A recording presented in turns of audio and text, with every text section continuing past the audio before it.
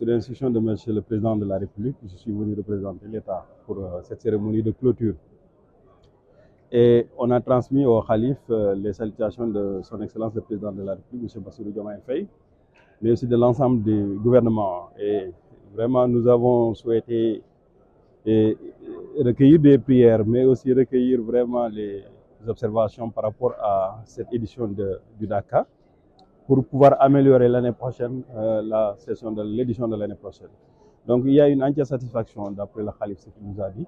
Tout a été vraiment, les engagements ont été presque 100% respectés. On a pu redresser quelques petits problèmes qu'on a gérés en cours de Dakar, parce que vous savez que c'est 10 jours de dévotion, 10 jours de retraite spirituelle, là où il n'y a rien, où il faut créer un monde, créer une ville et amener tout et mettre à la disposition des gens, ce n'était pas facile.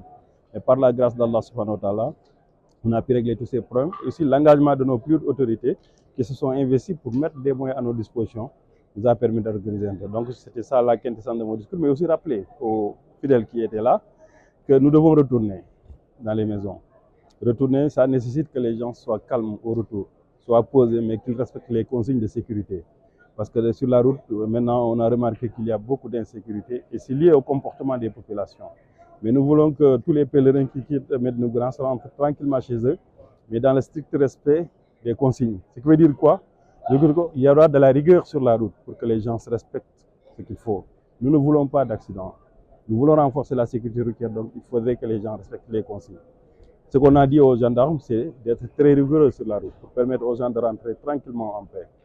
L'autre particularité, et c'est une observation, on a remarqué que les bonbonnes de gaz étaient interdites au niveau du Dakar. Néanmoins, les contrôles que nous avons opérés nous ont permis de prendre des bouteilles. C'est vous dire qu'il y en a quelques-uns qui amènent des bouteilles, bien qu'ils savent que l'interdiction est de rigueur.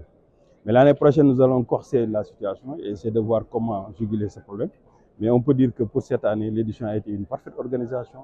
L'eau qui posait problème souvent, a été à la hauteur.